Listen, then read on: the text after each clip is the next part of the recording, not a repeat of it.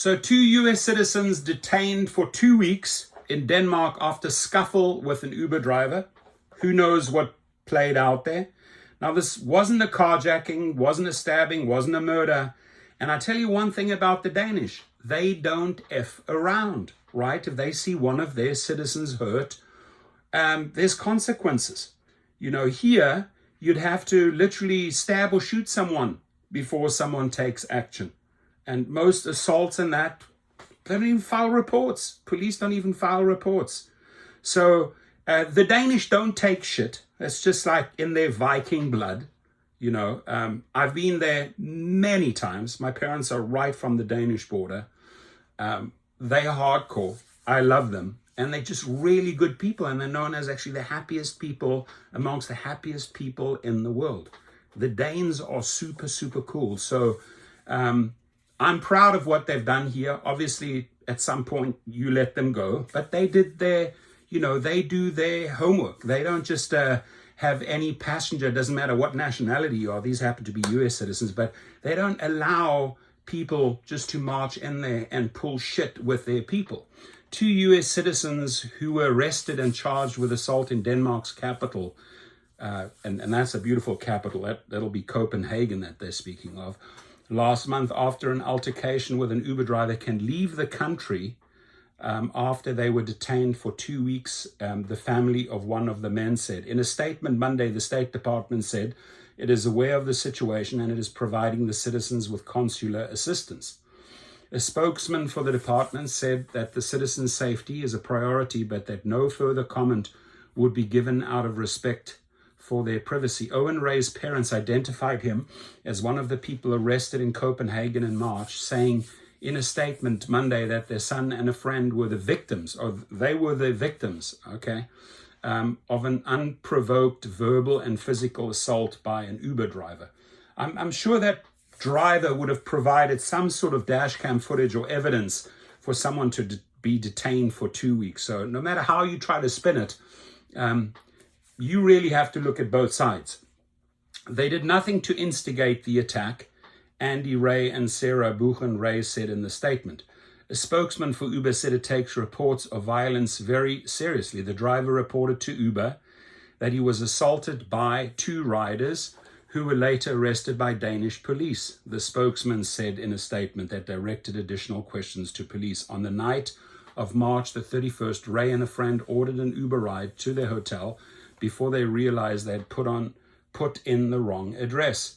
Aaron Pellon, a representative for Ray, said Monday Ray's friend did not wish to be named. Once in the car, they realized they had inadvertently selected the wrong hotel and were unable to change the location in the Uber app. The driver declined to take them to the alternate location, so Owen and his friend exited the Uber and they cancelled the ride. Minutes later, the driver came back and began yelling, demanding to be paid. Pellon said Ray and his friend told the driver that he would get paid through the app. And that's when the driver exited the car and threatened them. Pellon said Ray and his friend urged the driver to call the police because they had done nothing wrong. The Uber driver then assaulted Owen, Pellon said. A scuffle ensued, culminating in the boys fleeing due to fear. Fleeing due to fear. Why would you run away? This is all captured via the Uber's dashcam video. Okay, so that Uber dashcam video would have said a lot, which is now part of the legal proceedings in Denmark. Ray was detained at the gate when he was about to board a flight. Copenhagen police said in a statement that the citizens were arrested on the same day and taken in front of a court where they were charged with common assault.